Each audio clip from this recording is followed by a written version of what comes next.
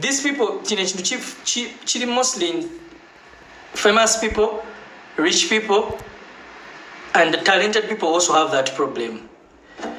Oba babita biwawatira oba ego wabeerawo akantu akabatawanya munda. Kyobulaba abantu abagagga like those who are super rich, abaka akantu kati you get those super talented people, super rich. Naye twamukozesanga ensobi nnyingi nga tetumubuulira mazima.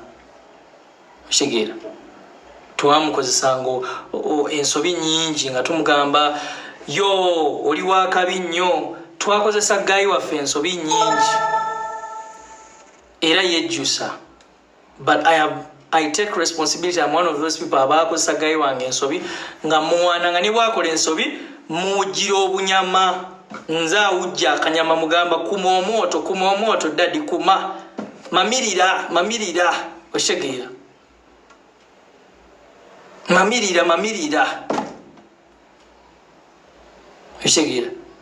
Naye twatomeza kyali waffe agenda okizula nti tumutomeza because yali afunye character nga yamanyi tagambibwako. Twamwananga kubanga ffe naye yatuliisanga kyali waffe nga atuliisa yatubeererawo nnyo. My brother yatubeererawo nnyo naye nga ffe tetumubuulira nsobiize. You people close to rich people, tell them the truth. Towabya mugagga tomuwaana. Mugagga mubuulire ekituufu nti wano tukozeemu ensobi. Kitegeera ate namwe abagagga muwulirize. Kitegeera rich people pay attention. Pay attention rich people. When your close friends speak to you, ne waba omusinga sente tugamba nti kati gwe munaku gwo ngamba ki. Okitegeera nkugambye n'ensi ekyuka mangu. Okitegeera ensi ekyuka mangu. Okitegeera we have had a series of rich people who, I don't know if they are rich, the people that have come in media to throw money to people, and you see how life changes very fast. When I was growing up, there is a gentleman I used to see, the one who wanted to buy Leeds United, Mike Ezra. Where is Mike right now? I don't know if he may be somewhere on an island, Gachari Mugaga, but he's no longer into the limelight throwing money like he used to. I grew up reading stories of Mike Ezra. That story when it came out that he's going to buy Leeds. I was young. Rich people learn to treat people with respect. Do you know the beauty of being rich and humble? Oh God, I wish you people knew. Name for me some of the rich people. I'm going to give you an example of, there's a Nigerian guy. He's the second richest guy in Nigeria. I've read a story about him. What's his name? Otedola. Go follow that guy, Otedola. What is his other name? Femi Otedola. Go follow Otedola. Very rich man, very humble. He loves God. Do you know the beauty of being rich and humble? Guys, do you know the beauty of being rich and humble? People will love you. People will cherish you. People will be like, why is he having all this strength, power, money, and he's still humble? People would want to tap that from you. But when you're rich and arrogant,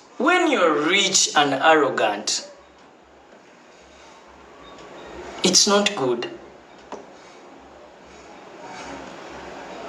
When you're rich and arrogant, it's not good. You see, I know money. For example, for us men, katika mbawulira na amazima. Nze waliwo nabira muna akasente. Niyinga wulira kakuwaga kagamba situko zunge. But it's supposed to be your inner self. Ogambe tisina wengenda kulaga sigenda kuzunga. Abakazi batera nnyo tugamba nti abasajja mba muna akasente. Natala mu abatabadde muna akasente mwagala okuzunga buli wamu. Oba yagala kuwa na buli kiramu buli kikusale maaso. That's when your inner self comes in and tells you, my brother, calm down. You get calm down. Yeah, you get. There's a beauty in being rich and humble. There's a beauty in being rich and humble. I have my cousin brother, my friends in the diaspora, my rich friends. in the diaspora. We love you so much. But when you come back home here, nafa Bannayuganda temutuyisa maaso. You get the people you left back home. Tuli mubakumira apartment zammwe, tukuuma rento zammwe. Tuli wano naffe ensi tugiraba nti etambula, tusigala naffe tusasula emisolo, ensi yammwe ne Uganda gye mwalika emabega etambule mu maaso. So temutuyisa mu maaso ffe abasigadde wano e Uganda. People who have traveled abroad. You get temutuyisa mu maaso. Ashigera. Temutuyisa mu maaso, guys. You get. I have a brother. He's a cousin, not a brother. The British Army. He was actually even given citizenship. You get. But bro, he doesn't even want to talk about it when he comes here. He doesn't even want anyone to know that he's in the British Army. He doesn't. Shut up, man. Do you know the beauty of that? Do you know the beauty of that, guys? When you have everything, but you don't even want people to talk about it, it's like, shh, shut up. Beera awo abantu bagambe tebifaanana nnyini byo. Okitegeera? Beera awo abantu bagambe tebifaanana nnyini byo. Okitegeera? People use this app to abuse people. Today I felt like I need to come on this app and say something. Okitegeera? People, nobody is holy in this world. Buli omu asobya. Naye eddiini byebabuulira byemugoberera. Ebintu eddiini byebabuulira byemugoberera. Mwe abaganda bange abagenda mu makyaki. Ogenda mu muzikiti osiibye. Omukafiiri obananjawulo kino omukafiiri. Okitegeera? Obananjawulo kino omukafiiri. Really? People who claim to be holy. Nobody is holy. I am also a religious guy. I pray. Nsaba nnyo naye seyita holy. Nze nsobya. Nze neemanyi amesiina. Nakibagamba amesiina neemanyi ate mwanzikiriza mu bwasiiningi bwange. Ne mugamba oyo ye siina waffe tumwagala nga bw'ali. He's our sinner. You get it? Mwanzikiriza nga bwendi. You guys loved me the way I am. You finally accepted me. Gawali wetumwatikola ki bwetumwagala oshegere insobya ninjiga nensobya ninjiga bwebulamu me. I'm not a saint. I'm a sinner. I know myself. I'm not a saint. I'm a sinner. I know that. I'm not a saint. Oshegere I'm a sinner. Oshegere I'm not a saint. I'm a sinner. You people who go to churches, people who go to the mosque, when you read the Quran, do you practice what the Quran is saying? When you read the Bible, do you practice what the Bible is telling you? It doesn't make sense when you fast. You pray 14 times a day and you still act different from what you're reading. You are wasting time. I love God, I love God, I love God, I love God, and you're acting different. It doesn't make sense. You get it, guys? It doesn't make sense. It doesn't make sense. Gendo okole music vambigambo bad news si bwe yantuma okuyimba. Okitegeera. Nja kuyimba lwenjagala. Lwenyimba nga togenda n'owuliriza music wange. Gyali ku YouTube mungi genda ogira omuwuliriza. Okitegeera. N'asiiba buli kaseera ndeera mu kuyimba buli kaseera. Okitegeera. Let me speak. I'm on my live. I'm enjoying myself. Once in a while, I come and talk to my people. Oshige. Gena ku YouTube waliwo music wange bungi. Kyobuge n'omulabi. Oba oyagala wulira music. Gena ku YouTube. Owulira oyagala nnyo kuwulira music wange. Oshige. But let me speak, guys. Let me tell you this. Learn to treat, learn to tegeragana in this society. We both need each other. Abantu abeeyisanga abateeguya abantu namwe leero kambagambeko abeeyisanga abateeguya abantu. You act, whoever is screen recording this, I'm not mentioning anyone's name, I'm just giving general things that I felt I should be talking about. mu abantu abeeyisanga abateeguya abantu gwe baganda bo ne bagambako oba nyigire ampaaki mikwano gyo abakubeereddewo bakwano bo ne bakugambako oba nyigire ampaaki dadi wo naakugambako bamaama wo anti wo sengaawo oba nyigire ampaaki. Are you going to bury yourself? Oneziika mu abantu abawuza navadda ku bantu oneziika abamukumwe your parents bw'ofa nova mu nsi ogenda lekeraani abaana bo gwe awoza navadda ku bantu mwabawoza navadda ku bantu bw'oba wava ku bantu ogenda beera n'abaani abantu bantama. Yes, it does not mean everyone is bad. People have done things to us. You women and men who have been heartbroken and you're calling men trash. You're calling women trash because Nakakande broke your heart, because Paul broke your heart. Doesn't mean that all men are like Nakakawa. I mean, doesn't mean that all women are like Nakakawa. It doesn't mean that like all men are like Paul who broke your heart. Do not stereotype people. Don't stereotype people. Don't. People are different. You get? People are different. Somebody can break your heart and the other mends it. This is the world we're in. Those are abantu bantama nakowa abantu gwenze muganda wange ate wowowoza ng'okaaba ennaku yokaaba mpola because abantu balina ennaku. Lumu nagera nendowooza nze alina ebizibu naye mbikaabira mukwano gwange nanga asirika n'okusirika tolina nnaku nkunyumiza ebyange. So bw'oba oli eyo mu bulamu manya nti si ggwe akoze eki alina ebizibu. The world doesn't revolve around you. Guys, you rich friends of ours, the world doesn't revolve around you. Rich people learn to treat people with respect. If you're rich and humble, God bless you. Don't say, I'm rich, I do charity, and you still abantu obayisamu amaaso. It doesn't make sense. You're doing one good thing and one bad thing.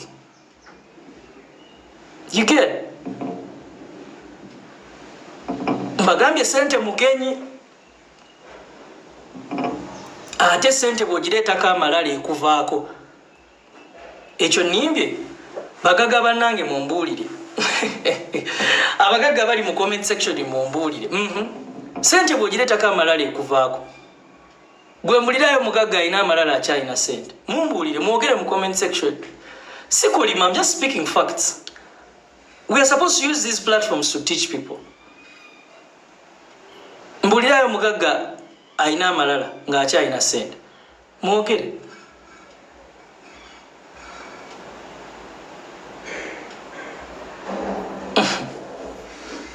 You get? Anze ndi mugagga mutima. Mutima, I have a rich heart. In possession, I may not be rich, but in the heart. Ate teri kisinga bugagga bwa mutima. Nze kambabulire mwe bagayi. You can be rich with a broke heart. I'm going to repeat this, guys. You can be rich with a broke heart. Many of you don't. I'm going to repeat this. You can be rich with a broke heart. I'm telling you. And someone can be poor with a rich heart. The biggest possession in this world is a rich heart. Because a person with a rich heart knows how to treat other people, knows how to treasure people. So your money does not make sense if you're broke inside your heart. It doesn't make sense. If your heart is broke, your money doesn't make sense. It doesn't make sense. So be rich in possession and inside your heart be rich. Be rich kumwabweru ne munda mutima gwo be mugagga. Me on any given day I would embrace someone who is rich kumutima. Ne wabanga mwavu, I would embrace that person. Starboy, thank you. You get it? Someone is saying, why always you? Why always me? People find reasons to maybe use me sometimes because you get it? Why do I have... There are times when I mess up, I know that. There are times when I make mistakes. But this time around, I was innocent. You all know it, I was innocent. What did I do? Tell me what I did. What did I do? That's why people stood with me. What did I do? You, Gwambuza, comment section. Why always me? What did I do this time? What did I do? And thank you guys for showing these people who demean me that sikonanga. Because nobody has time to talk about you. But many people spared their time to defend me because they know the potential I have. They didn't demean me. You get? Tugezako, mugana wange tugezako mu music. Music business eno si nyangu. Bw'oba music business nyangu, kera ku macho ofuneyo relative wo mukwano gwo omutekemu sente ayimba olabe akoleka erinnya terikoleka. Music business eno si nyangu. Ndabye abagagga bangi abataddemu sente mu music n'abalema erinnya nirimulemu okukola. Music is very tricky, guys. It's very tricky. Oyinza okera ku macha n'owulira oluyimba mu studio n'omanya lwakabi lugenda beera hit nga mu matu go gw'owulira hit n'olukwata n'olutala ku radio TV n'olukola video yakabi n'olupushinga ne lugaana okukola. That's the music business. Emikisa gino Katonda yagigaba yasalawo n'agamba kati ngenda kuta. Oshegera. One of my successful songs is Omuwala. That song became a hit because of you TikTokers. You pushed Omuwala ni munda go mukwano. But if I can tell you the story of Omuwala oyinza okuseka. Nakola ne bagayi ba black market yabo. Nyenko luyimba ne Andre. Ne bato oluyimba lw'Omuwala leero ne wayitawo ennaku 3 ne bansuulako oluyimba Anderea. Now, those of you who are in the music business know what that means. Anderea was a big song with 2 big stars. Now, competing with such a song from the same artist this side and this side was a little bit difficult for me. But God, through you guys, made that song success. You get? Because you're not my manager, do not assume nti nagwa. No, you don't know how much money I make.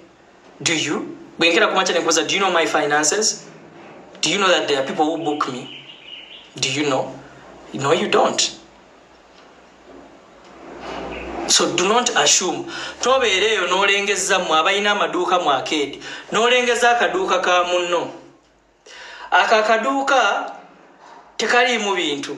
Yamanyi engeri gya running akaduuka ke. Tekaliimu bintu naye ayimanyi engeri gya running. Weebuuze lwaki asasula rent. Gwamusasulira rent? Okitegera? Okitegera? Gwebuuze gwamusasulira rent. Mubeereyo mu zi business zammwe mu za arcade ne mulengeza abantu. Lwakuba oyina edduuka eddene lirimu ebintu n'olengeza munno alina akaduuka akakatono. Oyina edduuka eddene oli mu kuzalawo omuntu ali. Kino kankikuulye pasita wange yakimbulira. Buli lw'ozalawo omuntu oba n'owulira obujja ku muntu ng'omusinga agenda kuyisa. Kano kankabaddiremu. This is what my pastor told me. Buli lw'ozalawo omuntu ng'omusinga agenda kuyisa. N'ozalawo omuntu ng'omusinga n'omuzalawa n'otandika omuteekako embeera agenda kuyisa akusinge. Ate buli lw'owala n'omuntu ng'akusinga n'omuzalawa togenda musanga agenda kukuleka. Yeah. Okitegera? Oba tojja musinga aba ajja kukuleka.